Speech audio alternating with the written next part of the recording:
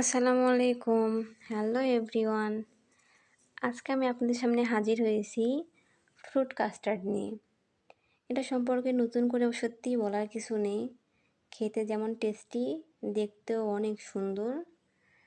তবে হতাশ বা নিরাশ হওয়ার কিছু নেই। আপনার হাতের কাছে যদি ২-১ রকমের ফলও থাকে, তাও রেডি করে নিতে পারেন। এখানে পছন্দের ফল দিয়ে রান্না করার চেষ্টা করবেন। আর একবার হলেও রান্না করে খেয়ে দেখার চেষ্টা করবেন যে কতটা টেস্টি। তো চলুন শুরু করা যাক। প্রথমে আমি একটা বাটি নিয়ে নিয়েছি, দিয়ে দিলাম লিকুইড মিল্ক 1/2 কাপ এবং দিয়ে দিচ্ছি 1.5 কাপ কাস্টার্ড পাউডার। আমি লিকুইড মিল্কটা ঠান্ডা অবস্থায় নিয়েছি আর এবার গুলে নিচ্ছি পাউডারটা।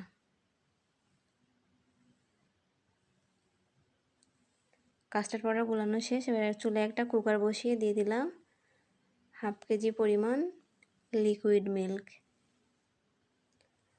এ পর্যায়ে এই মিল্কটা 2 বার পর্যন্ত ফুটিয়ে নিচ্ছি।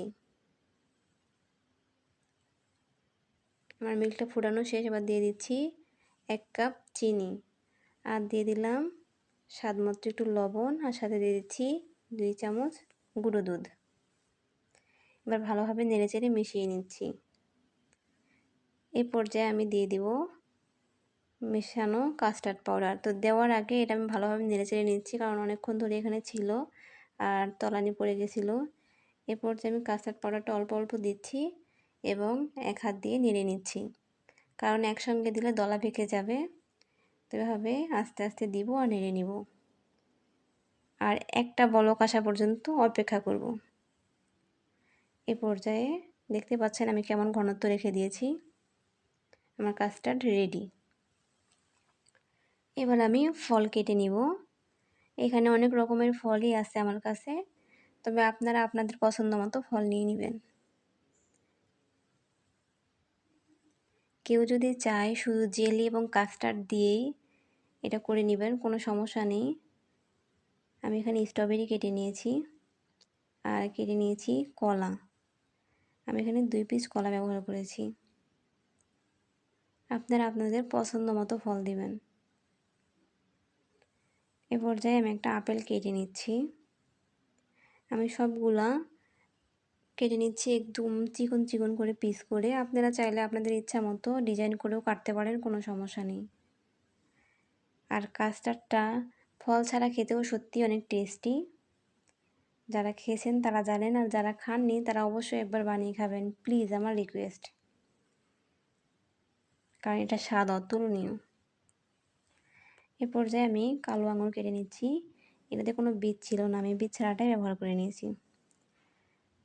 আর এখন কেটে নিচ্ছি সাদা আঙুর, গ্রিন আঙুর। এই পর্যায়ে আমার ফলগুলো কেটে নেওয়া শেষ হয়ে গেছে। দেখতেই পাচ্ছেন আমি কীভাবে কেটে নিয়েছি। আর সাথে আমি নিয়ে নিয়েছি একটা ডালিম এবং কিছু জেলি। এই পর্যায়ে আমি ডেকোরেট করে নিচ্ছি। আপনারা আপনাদের পছন্দ মতো ডেকোরেট করে নেবেন। আমি এখানে 5টা স্তরে সাজিয়ে নিয়েছি। প্রথমে ফল, এরপরে কাস্টার্ড, আবার ফল, আবার কাস্টার্ড, আবার ফল। আপনারা চাইলে 3 স্তরেও সাজাতে পারেন, কোনো সমস্যা নেই। তো দিয়ে দিচ্ছি ফল। এ পর্যায়ে দিয়ে দিচ্ছি কাস্টার্ড। আমি কাস্টার্ডটা ঢেলে একটা গ্লাসে নিয়ে নিয়েছিলাম। এবার বাটিটা একটু নেড়ে চেড়ে বসিয়ে নিচ্ছি। এ পর্যায়ে আবারও দিয়ে দিচ্ছি ফল।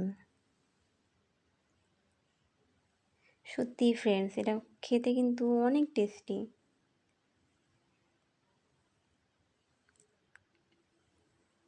তো এভাবে আমি সাজিয়ে নিচ্ছি। মোট কথা, পছন্দসই ফল দিয়ে খাবেন অথবা জেলি দিয়ে খাবেন, কোনো সমস্যা নেই, টেস্ট করবেন, এটাই হচ্ছে কথা।